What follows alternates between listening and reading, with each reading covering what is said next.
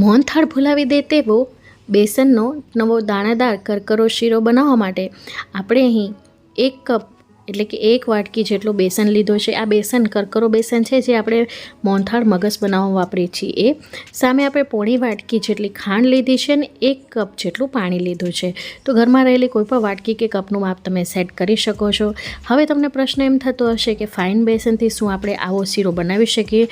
તો જી નહીં, ફાઇન બેસનનો જ્યારે તમે શીરો બનાવો છો તો એ થોડોક ચીકણો બને છે, જ્યારે દાણાદાર બેસનનો શીરો છે એ કરકરો તૈયાર થાય છે। હવે આને આપણે મૂકી દઈશું સાઈડમાં।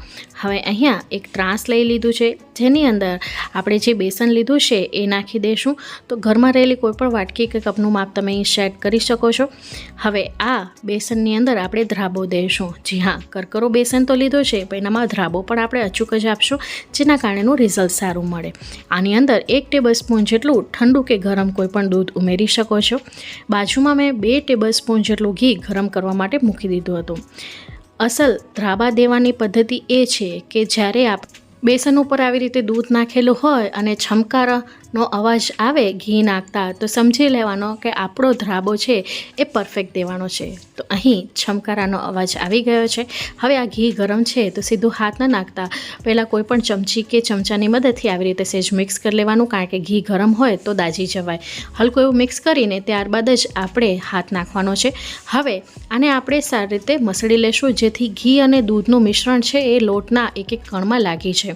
આવી રીતે કરવાથી જે કરકરો લોટ આપણે લીધો છે ધ્રાબો દઈને લેવાથી એ કરકરો લોટ છે મેન્ટેન રહે છે। પાણી નાખ્યા બાદ પણ એના દાણા દાણા જતા નથી રહેતા। હવે હલકા હાથેથી આવી રીતે દબાવી અને આપણે એક સાઈડ કરી લેશું અને એક થાળી ઢાંકી દેશું અને આને આપણે મૂકી દઈશું સાઈડમાં। હવે આપણે અહીંયા એક કઢાઈ લઈ લીધી છે જેની અંદર આપણે 1 કપ જેટલું પાણી લીધું હતું એ નાખીશું અને સાથે આપણે પોણા કપ જેટલી ખાંડ લીધી છે એ નાખીશું। અહીં કોઈ પણ આપણે ચાસણી નથી બનાવવાની, ફક્ત ખાંડ પીગળે એટલું જ આપણે આને ગરમ કરવાનું છે। હવે ચાસણીમાં કલર સરસ આવે અને ફ્લેવર સરસ આવે એ માટે કરીને 10 થી 12 આપણે કેસરના તાતણા નાખ્યા છે। આ ટોટલી ઓપ્શનલ છે, તમને નાખવો તો નાખી શકો છો અથવા સ્કીપ પણ કરી શકો છો। હવે શીરામાં સરસ મજાનો ફ્લેવર આપવા માટે આપણે 1/2 ટીસ્પૂન જેટલું એલચીનો પાવડર નાખીશું। અહીં વધારે આપણે નથી ઉકાળવાની એ વાતનું ધ્યાન રાખજો। આપણે ફક્ત ખાંડ ઓગળે એટલું જ આપણે પાણી ગરમ કરવાનું છે, નહીંતર આની ચાસણી બની જશે જે પાછળથી શીરોને ચવડ કરી નાખે છે। તો અહીં તમે જોઈ શકો છો ખાંડ પીગળી ગઈ છે। તો હવે આ સમયે આની અંદર 2 પિંચ જેટલો આપણે ફૂડ કલર એડ કરીશું। જો બાળકો માટે બનાવવાના હોત તો ફૂડ કલર સ્કીપ કરો, આ તો સારા લુક માટે જ ફૂડ કલર નાખી રહીશું, પણ આ ટોટલી ઓપ્શનલ છે, તમે આને ટોટલી સ્કીપ પણ કરી શકો છો। ગેસની ફ્લેમને બંધ કરી લીડ કરીને આને આપણે સાઈડમાં મૂકી દઈશું। હવે અહીં આટલી વારમાં ધ્રાબો પણ આપણો તૈયાર થઈ ગયો છે, તો આવી રીતે પહેલાં ભાંગી લેશું અને ત્યારબાદ જાડા કાણાવાળું સ્ટ્રેનર હોય અથવા ચાળણી હોય એની મદદથી આપણે આવી રીતે એને ચાળી લેવાનો હશે જેથી એક એક કણ ગંઢાઓ ભાંગી જશે અને દાણાદાર આપણું બેસન તૈયાર થઈ જશે। હવે અહીં આપણું આ બેસન તૈયાર છે જેને આપણે હવે મૂકી દઈશું સાઈડમાં। હવે આપણે કઢાઈ લઈ લીધી છે, તો જાડા તળિયાવાળી કઢાઈ હોય એની પ્રિફર કરવી। હવે આની અંદર આપણે આ શીરાને સારું ટેક્સચર આપવા માટે 2 ટેબલસ્પૂન જેટલી સોજી લીધી છે। ગેસની ફ્લેમને એકદમ સ્લો રાખવાની છે, એકદમ સ્લો ફ્લેમ ઉપર હવે આપણે આગળની પ્રોસેસ કરીશું। તો કન્ટિન્યુ આપણે શેકતા જશું। અત્યારે આપણે ઘીનો ઉપયોગ નથી કરવાનો, ત્યારે આપણે સોજીને શેકી લેવાની છે જ્યાં સુધી એનો દાણો ફૂટી ન જાય અથવા તો સરસ મજાની સુગંધ ના આવે ત્યાં સુધી આપણે એને કન્ટિન્યુ શેકીશું। તો લગભગ 2 થી 2.5 મિનિટનો સમય લાગે છે આ સોજીને શેકાતા। તો અહીં 2.5 મિનિટ પછી સોજી છે ફૂલી ચૂકી છે। તો હવે આ સમયે આની અંદર આપણે બેસન નાખી દઈશું અને કન્ટિન્યુ ચલાવીશું।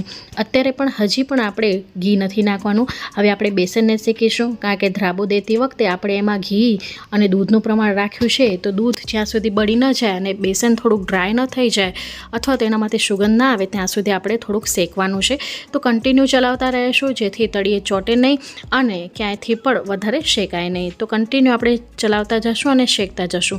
અત્યારે આ લોટમાં મોઇશ્ચર છે, તો મોઇશ્ચર ઉડે ત્યાં સુધી આપણે એને શેકવાનું છે। ગેસની ફ્લેમને સ્લો રાખવાની છે એ વાતનું ખાસ ધ્યાન રાખજો। હવે અહીં લગભગ 7 મિનિટ સુધી મેં આ બેસનને શેક્યું છે અને હવે આમણામાં કોઈ પણ જાતનું મોઇશ્ચર નથી. તો હવે આ સમયે આપણે આની અંદર ઘી નાખીશું.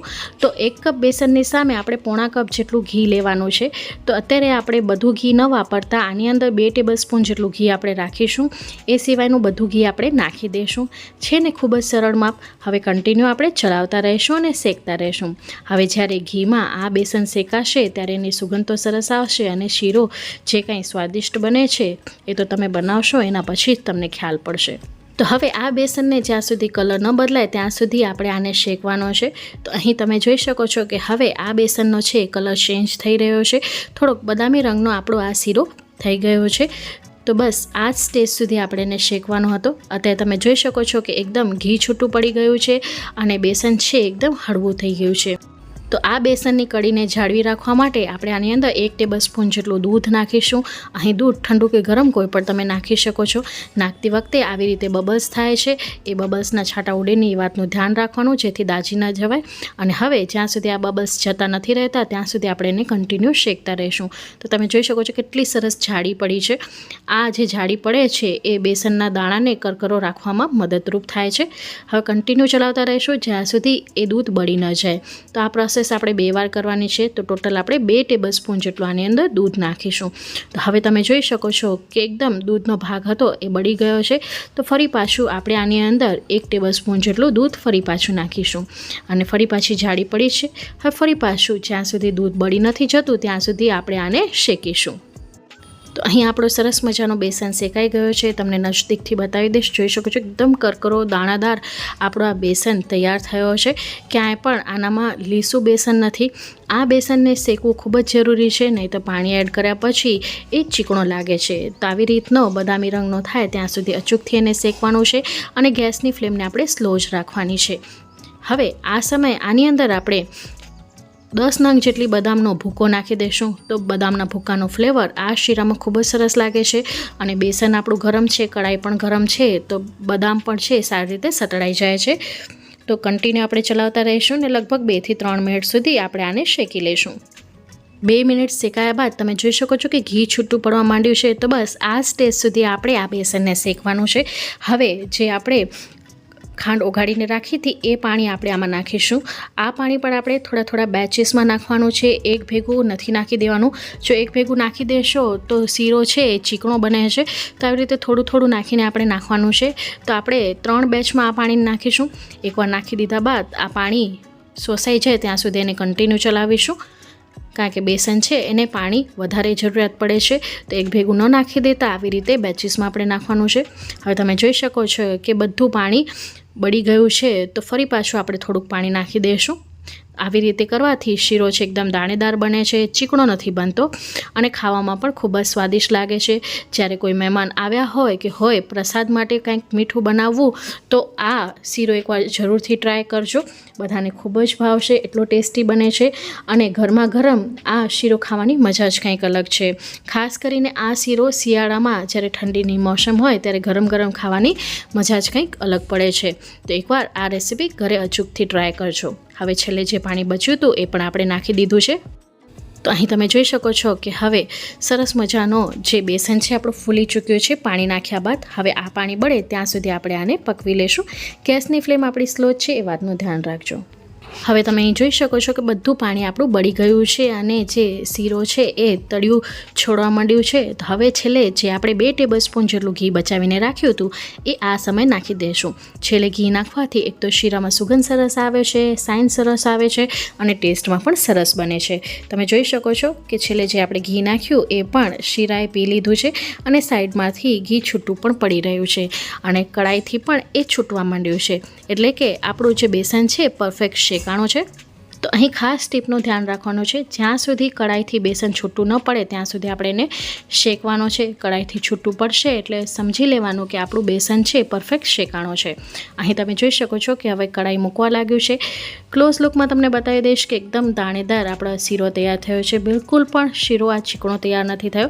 તો હવે આ શીરાને આપણે પ્લેટ આઉટ કરી લઈશું. આ ગરમા ગરમ શીરાને આપણે પિસ્તાની કતરણ સાથે ગાર્નિશ કરેલું છે. તો ફ્રેન્ડ્સ, જો તમને પણ દાણાદાર મોહનથાળ ભાવતો હોય તો એકવાર આ દાણાદાર બેસનનો શીરો અચૂકથી ટ્રાય કરજો. આજની આ રેસીપી તમને કોઈ પણ કારણોસર ગમી હોય અથવા હેલ્પફુલ રહી હોય તો પ્લીઝ વિડીયોને લાઇક, શેર, ચેનલને સબસ્ક્રાઇબ કરવાનું ન ભૂલતા. બાજુમાં આપેલી બેલ બટનને દબાવીને ઓલનું નોટિફિકેશન દબાવજો, જેથી મારા આવનારા વિડીયોઝની નોટિફિકેશન તમને મળતી રહે. હું ફરી મળીશ હજી એક આવી જ નવી રેસીપી સાથે. ત્યાં સુધી